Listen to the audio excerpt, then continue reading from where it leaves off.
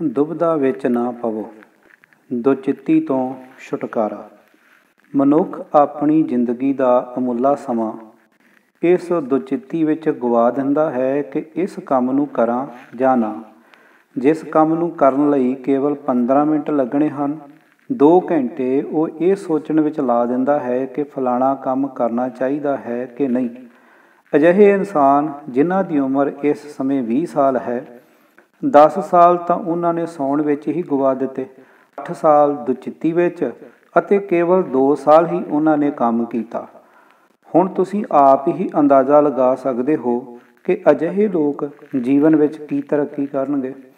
ਅਜਿਹੇ ਲੋਕਾਂ ਦੇ ਜੀਵਨ ਦਾ ਅਧਿਐਨ ਕਰਨ ਦੇ ਬਾਅਦ ਡਾਕਟਰ ਜੌਨਸਨ ਕਹਿੰਦਾ ਹੈ ਕਿ ਜਿੰਨਾ ਸਮਾਂ ਤੁਸੀਂ ਇਹ ਫੈਸਲਾ ਲੈਣ ਵਿੱਚ ਲਾਉਂਦੇ ਹੋ ਕਿ ਇਹਨਾਂ 2 ਕਿਤਾਬਾਂ ਵਿੱਚੋਂ ਤੁਹਾਡਾ ਬੱਚਾ ਕਿਹੜੀ ਕਿਤਾਬ ਪੜ੍ਹੇ, ਕੋਈ ਦੂਜਾ ਬੱਚਾ ਓਨੇ ਸਮੇਂ ਵਿੱਚ ਦੋਵੇਂ ਕਿਤਾਬਾਂ ਪੜ੍ਹ ਲੈਂਦਾ ਹੈ। ਇਤਿਹਾਸ ਪ੍ਰਸਿੱਧ ਕੋਲੰਬਸ ਦੀ ਸਫਲਤਾ ਦਾ ਰਾਜ ਉਸ ਦਾ ਦ੍ਰਿੜ ਸੰਕਲਪ ਸੀ। ਜਵਾਨੀ ਤੋਂ ਹੀ ਪੈਦਲ ਚੱਲਦੇ ਚੱਲਦੇ ਉਸ ਨੇ ਸੰਕਲਪ ਕਰ ਲਿਆ ਕਿ ਹੁਣ ਉਸ ਨੇ ਅੱਗੇ ਵਧਣਾ ਹੈ, ਰੁਕਣਾ ਨਹੀਂ। ਇਤਿਹਾਸ ਗਵਾਹ ਹੈ ਕਿ ਉਸ ਨੇ ਫਿਰ ਪਿੱਛੇ ਮੁੜ ਕੇ ਨਹੀਂ ਵੇਖਿਆ। ਤੁਸੀਂ ਆਪਣੇ ਆਸ-ਪਾਸ ਅਜਿਹੀ ਪ੍ਰਵਿਰਤੀ ਦੇ ਮਨੁੱਖ ਦੇਖਦੇ ਹੋਵੋਗੇ ਜਿਨ੍ਹਾਂ ਦਾ ਸੰਕਲਪ ਹੁੰਦਾ ਹੈ ਕਿ ਜੋ ਕਰਨਾ ਹੈ ਉਹ ਦੁਨੀਆ ਇੱਧਰ ਦੀ ਉੱਧਰ ਹੋ ਜਾਵੇ, ਕਰਨਾ ਹੀ ਹੈ। ਅਜਿਹੇ ਲੋਕ ਫੈਸਲਾ ਲੈਣ ਲੱਗਿਆਂ 1 ਮਿੰਟ ਵੀ ਨਹੀਂ ਲਾਉਂਦੇ ਅਤੇ ਸਿੱਟੇ ਦੀ ਪਰਵਾਹ ਨਹੀਂ ਕਰਦੇ। ਇਸ ਦੇ ਬਿਲਕੁਲ ਉਲਟ ਅਜਿਹੇ ਲੋਕ ਵੀ ਹੁੰਦੇ ਹਨ ਜੋ ਉਦੇਸ਼ਹੀਨ ਜੀਵਨ ਜਿਉਂਦੇ ਹਨ। ਉਹਨਾਂ ਕੋਲ ਯੋਜਨਾਵਾਂ ਅਤੇ ਵਿਚਾਰਾਂ ਦਾ ਢੇਰ ਹੁੰਦਾ ਹੈ, ਪਰ ਬਿਲਕੁਲ ਉਸੇ ਤਰ੍ਹਾਂ ਜਿਵੇਂ ਔਜ਼ਾਰਾਂ ਨੂੰ ਬੰਦ ਬਕਸੇ ਵਿੱਚ ਰੱਖਿਆ ਹੋਵੇ। ਅਜਿਹੇ ਵਿਅਕਤੀ ਨਾ ਤਾਂ ਜੀਵਨ ਵਿੱਚ ਕੁਝ ਕਰ ਸਕਦੇ ਹਨ, ਨਾ ਆਪ ਖੁਸ਼ ਰਹਿ ਸਕਦੇ ਹਨ, ਨਾ ਦੂਜਿਆਂ ਨੂੰ ਖੁਸ਼ ਰੱਖ ਸਕਦੇ ਹਨ। ਅਜਿਹੇ ਲੋਕ ਕਿਸੇ ਲਈ ਲਾਭਦਾਇਕ ਸਿੱਧ ਨਹੀਂ ਹੁੰਦੇ। ਬੀਤੇ ਹੋਏ ਕੱਲ੍ਹ ਤੋਂ ਪ੍ਰੇਰਨਾ ਲਵੋ। ਜਿਨ੍ਹਾਂ ਦਾ ਮਨ ਦੁਚਿੱਤੀ 'ਚ ਹੁੰਦਾ ਹੈ ਉਹ ਕਦੀ ਕੰਮ ਨਹੀਂ ਕਰ ਸਕਦੇ। ਆਰਾਮ ਪ੍ਰਸਤ ਲੋਕ ਆਪਣੇ ਮੁਕੱਦਰ ਨੂੰ ਹੀ ਰੋਂਦੇ ਰਹਿੰਦੇ ਹਨ। ਦੁਨੀਆ ਸਿਰਫ ਪੱਕੇ ਇਰਾਦੇ ਵਾਲਿਆਂ ਦੀ ਪਿੱਛ ਲੱਗ ਹੁੰਦੀ ਹੈ ਤੇ ਉਹਨਾਂ ਦੇ ਹੀ ਗੁਣ ਗਾਉਂਦੀ ਹੈ। ਵਿਲੀਅਮ ਪਿਟ, ਜੋ ਬਾਅਦ ਵਿੱਚ ਇੰਗਲੈਂਡ ਦੇ ਪ੍ਰਧਾਨ ਮੰਤਰੀ ਬਣੇ, ਦ੍ਰਿੜ ਨਿਸ਼ਚੇ ਦੇ ਸਨ। ਉਹਨਾਂ ਨੇ ਨਿਸ਼ਚਾ ਕਰ ਲਿਆ ਕਿ ਕੁਝ ਬਣ ਕੇ ਵਿਖਾਉਣਾ ਹੈ। ਜੀਵਨ ਦੇ 22ਵੇਂ ਵਰ੍ਹੇ ਉਹ ਸੰਸਦ ਦੇ ਮੈਂਬਰ ਬਣ ਗਏ ਅਤੇ ਇਸ ਤੋਂ 3 ਸਾਲ ਬਾਅਦ ਹੀ ਉਹ ਪ੍ਰਧਾਨ ਮੰਤਰੀ ਦੇ ਪਦ 'ਤੇ ਬਿਰਾਜਮਾਨ ਹੋ ਗਏ। ਦ੍ਰਿੜ ਸੰਕਲਪ ਦਾ ਇਸ ਤੋਂ ਵੱਧ ਸ਼ਾਨਦਾਰ ਅਤੇ ਪ੍ਰੇਰਨਾਦਾਈ ਉਦਾਹਰਨ ਕੀ ਹੋਏਗਾ। ਸਫਲਤਾ ਦਾ ਭੇਦ ਤੁਰੰਤ ਨਿਰਣਾ। ਕਿਸੇ ਲੇਖਕ ਅਨੁਸਾਰ 10 ਵਿਅਕਤੀਆਂ ਵਿੱਚੋਂ 9 ਅਜਿਹੇ ਹੁੰਦੇ ਹਨ ਜੋ ਯੋਜਨਾਵਾਂ ਤਾਂ ਬੜੇ ਵੱਡੇ ਪੈਮਾਨੇ 'ਤੇ ਬਣਾਉਂਦੇ ਹਨ ਪਰ ਕਰਦੇ ਕੁਝ ਨਹੀਂ, ਜਦ ਕਿ ਉਹਨਾਂ ਵਿੱਚੋਂ ਕਈ ਅਜਿਹੇ ਵੀ ਹੁੰਦੇ ਹਨ ਜੇਕਰ ਉਹ ਚਾਹੁਣ ਤਾਂ ਬਹੁਤ ਕੁਝ ਕਰ ਸਕਦੇ ਹਨ।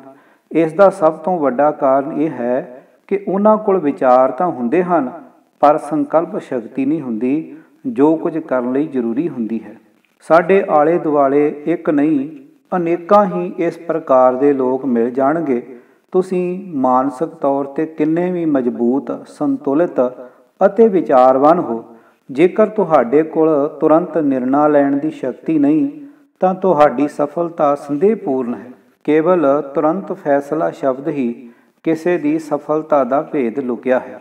ਜੇਕਰ ਤੁਸੀਂ ਅਜਿਹਾ ਕਰਨ ਦੇ ਕਾਬਲ ਹੋ ਤਾਂ ਕਾਮਯਾਬੀ ਤੁਹਾਡੇ ਕਦਮ ਚੁੰਮੇਗੀ, ਨਹੀਂ ਤਾਂ ਤੁਹਾਡੀ ਗਿਣਤੀ ਵੀ 10 ਵਿੱਚੋਂ ਉਹਨਾਂ 9 ਵਿਅਕਤੀਆਂ ਵਿੱਚ ਹੋਵੇਗੀ ਜੋ ਡੀਂਗਾਂ ਤਾਂ ਬੜੀਆਂ ਲੰਬੀਆਂ ਲੰਬੀਆਂ ਮਾਰਦੇ ਹਨ ਪਰ ਕਰਦੇ ਕੁਝ ਨਹੀਂ। ਮਹਾਨ ਜੇਤੂ ਸਿਕੰਦਰ ਨੂੰ ਵੀ ਕਿਸੇ ਨੇ ਸਵਾਲ ਕੀਤਾ, ਤੁਸੀਂ ਇੰਨੇ ਦੇਸ਼ ਕਿਵੇਂ ਜਿੱਤ ਲਏ? ਉਸ ਨੇ ਉੱਤਰ ਦਿੱਤਾ, ਮੈਂ ਜੋ ਸੋਚਦਾ ਹਾਂ ਉਸ 'ਤੇ ਤੁਰੰਤ ਅਮਲ ਕਰਦਾ ਹਾਂ। ਨੈਪੋਲੀਅਨ ਦਾ ਵੀ ਇਹੀ ਹਾਲ ਸੀ। ਉਸ ਵਿੱਚ ਝਿਜਕ ਜ਼ਰਾ ਵੀ ਨਹੀਂ ਸੀ। ਜੋ ਵੀ ਕੰਮ ਉਸ ਦੀ ਨਜ਼ਰ ਵਿੱਚ ਉਚਿਤ ਹੁੰਦਾ ਉਹ ਉਸ ਨੂੰ ਫੌਰਨ ਕਰ ਦਿੰਦਾ ਅਤੇ ਆਪਣੇ ਇਸੇ ਇੱਕ ਗੁਣ ਕਾਰਨ ਦੁਨੀਆ ਗਵਾਹ ਹੈ ਕਿ ਉਸ ਨੇ ਪੂਰੇ ਯੂਰਪ 'ਤੇ ਰਾਜ ਕੀਤਾ। ਵਾਟਰਲੂ ਦੇ ਯੁੱਧ ਵਿੱਚ ਉਸ ਦੀ ਹਾਰ ਦਾ ਇੱਕਮਾਤਰ ਕਾਰਨ ਇਹੀ ਸੀ ਕਿ ਉਹ ਤੁਰੰਤ ਫੈਸਲਾ ਲੈਣ ਵਿੱਚ ਅਸਮਰੱਥ ਰਿਹਾ। ਜੇਕਰ ਤੁਸੀਂ ਵੀ ਸਫਲਤਾ ਚਾਹੁੰਦੇ ਹੋ ਤਾਂ ਤੁਰੰਤ ਫੈਸਲਾ ਲਓ, ਲੇਕਿਨ ਇਸ ਦਾ ਮਤਲਬ ਇਹ ਨਹੀਂ ਕਿ ਤੁਸੀਂ ਜੋ ਵੀ ਫੈਸਲਾ ਲਓ ਉਸ ਬਾਰੇ ਵਿਚਾਰ ਹੀ ਨਾ ਕਰੋ। ਉਲਟੇ ਸਿੱਧੇ ਫੈਸਲੇ ਲੈ ਕੇ ਆਪਣੇ ਲਾਭ ਦੀ ਜਗ੍ਹਾ ਕਈ ਵਾਰ ਹਾਨੀ ਵੀ ਹੋ ਜਾਂਦੀ ਹੈ। ਖੂਬ ਸੋਚ ਸਮਝ ਕੇ ਹੀ ਫੈਸਲਾ ਲਓ। ਉਂਝ ਤਾਂ ਫੈਸਲਾ ਮੂਰਖ ਆਦਮੀ ਵੀ ਕਰ ਸਕਦਾ ਹੈ, ਪਰ ਉਸ ਦਾ ਸਿੱਟਾ ਤੁਸੀਂ ਜਾਣਦੇ ਹੀ ਹੋ, ਉਸ ਤੋਂ ਪ੍ਰਾਪਤੀ ਨਹੀਂ ਵਿਨਾਸ਼ ਹੋ ਸਕਦਾ ਹੈ। ਜੋ ਵਿਅਕਤੀ ਸਦਾ ਇਸ ਦੁਚਿੱਤੀ ਵਿੱਚ ਪਏ ਰਹਿੰਦੇ ਹਨ ਕਿ ਪਹਿਲਾਂ ਕਿਹੜਾ ਕੰਮ ਕੀਤਾ ਜਾਵੇ, ਜਾਂ ਉਹ ਵਿਅਕਤੀ ਜੋ ਕਿਸੇ ਦੂਜੇ ਵਿਅਕਤੀ ਦੇ ਕਹਿਣ 'ਤੇ ਆਪਣਾ ਨਿਰਣਾ ਬਦਲ ਦਿੰਦਾ, ਕਦੀ ਕੁਝ ਨਹੀਂ ਕਰ ਸਕਦਾ। ਸਫਲ ਉਹੀ ਹੁੰਦੇ ਹਨ ਜੋ ਦ੍ਰਿੜ ਸੰਕਲਪ ਨਾਲ ਬਿਨਾਂ ਛੋਟੀਆਂ ਮੋਟੀਆਂ ਗੱਲਾਂ ਦੀ ਘਬਰਾਹਟ ਤੋਂ ਲਗਾਤਾਰ ਅੱਗੇ ਵਧਦੇ ਰਹਿੰਦੇ ਹਨ। ਬਹੁਤ ਸਾਰੇ ਵਪਾਰੀ ਆਪਣੇ ਨਿਰਣੇ 'ਤੇ ਅਟਲ ਰਹਿ ਕੇ ਭਾਰੀ ਲਾਭ ਕਮਾ ਲੈਂਦੇ ਹਨ। ਹਾਲਾਂਕਿ ਕਈ ਵਾਰ ਉਹਨਾਂ ਨੂੰ ਹਾਨੀ ਵੀ ਉਠਾਉਣੀ ਪੈਂਦੀ ਹੈ, ਲੇਕਿਨ ਅੰਤ ਵਿੱਚ ਉਹਨਾਂ ਨੂੰ ਲਾਭ ਹੀ ਹੁੰਦਾ ਹੈ। ਇਸੇ ਤਰ੍ਹਾਂ ਜੇਕਰ ਤੁਹਾਡੇ ਵਿਚਾਰ ਵੀ ਪੂਰਨ ਪਰਿਪੱਕ ਹੋਣ ਅਤੇ ਤੁਹਾਡਾ ਮਸਤਕ ਸ਼ਾਂਤ ਅਤੇ ਸੰਜਮਈ ਹੋਵੇ, ਤਾਂ ਕੋਈ ਕਾਰਨ ਨਹੀਂ ਕਿ ਤੁਸੀਂ ਜਲਦੀ ਫੈਸਲਾ ਨਾ ਲੈ ਸਕੋ ਅਤੇ ਸਫਲ ਨਾ ਹੋ ਸਕੋ। ਜੇਕਰ ਕੋਈ ਵਿਅਕਤੀ ਦ੍ਰਿੜ ਨਿਸ਼ਚੇ ਦੇ ਹੋਣ ਦੇ ਬਾਵਜੂਦ ਬਾਰ-ਬਾਰ ਅਸਫਲ ਹੁੰਦਾ ਹੈ ਅਤੇ ਨਿਰਾਸ਼ ਹੋ ਕੇ ਬੈਠ ਜਾਂਦਾ, ਤਾਂ ਇਹ ਗੱਲ ਉਸ ਲਈ ਬੜੀ ਵਿਨਾਸ਼ਕਾਰੀ ਸਿੱਧ ਹੋ ਸਕਦੀ ਹੈ। ਇਸ ਤੋਂ ਇਹ ਪਤਾ ਲੱਗਦਾ ਹੈ ਕਿ ਉਸ ਵਿਅਕਤੀ ਦੇ ਮਨ ਵਿੱਚ ਦ੍ਰਿੜ ਨਿਸ਼ਚਾ ਤਾਂ ਹੈ, ਪਰੰਤੂ ਉਹ ਦੁਚਿੱਤੀ ਵਿੱਚ ਹੈ, ਇਸ ਲਈ ਬਾਰ-ਬਾਰ ਅਸਫਲ ਹੋ ਰਿਹਾ ਹੈ। ਕਿਸੇ ਨੇ ਠੀਕ ਹੀ ਕਿਹਾ ਹੈ ਕਿ ਜਲਦੀ ਦੀ ਬਜਾਏ ਦੁਚਿੱਤੀ ਬਹੁਤ ਬੁਰੀ ਹੈ, ਪਰ ਦੁਚਿੱਤੀ ਵਿੱਚ ਲਿਆ ਗਿਆ ਫੈਸਲਾ ਉਸ ਤੋਂ ਵੀ ਬੁਰਾ ਹੈ। ਇਸ ਲਈ ਜੇਕਰ ਤੁਸੀਂ ਸਫਲ ਹੋਣਾ ਚਾਹੁੰਦੇ ਹੋ ਤਾਂ ਦੁਚਿੱਤੀ ਨੂੰ, ਦੁਬਿਧਾ ਨੂੰ ਛੱਡੋ ਅਤੇ ਸ਼ਾਂਤ ਮਨ ਦ੍ਰਿੜ ਨਿਸ਼ਚਾ ਕਰਕੇ ਕੰਮ ਵਿੱਚ ਜੁਟ ਜਾਓ। ਤੁਸੀਂ ਜ਼ਰੂਰ ਹੀ ਸਫਲ ਹੋਵੋਗੇ। ਆਪਣੇ ਮਨ ਵਿੱਚ ਸਦਾ ਚੰਗੇ ਵਿਚਾਰਾਂ ਨੂੰ ਲਿਆਓ ਅਤੇ ਦ੍ਰਿੜ ਸੰਕਲਪ ਨਾਲ ਉਹਨਾਂ 'ਤੇ ਅਮਲ ਕਰੋ। ਸਫਲਤਾ ਤੁਹਾਡੀ ਰਾਹ ਦੇਖ ਰਹੀ ਹੋਵੇਗੀ। ਲੇਖਕ ਸਵੇਟ ਮਾਰਡਿਨ, ਆਵਾਜ਼ ਗੁਰਜੰਟ ਸਿੰਘ ਰੂਪੋਵਾਲੀ।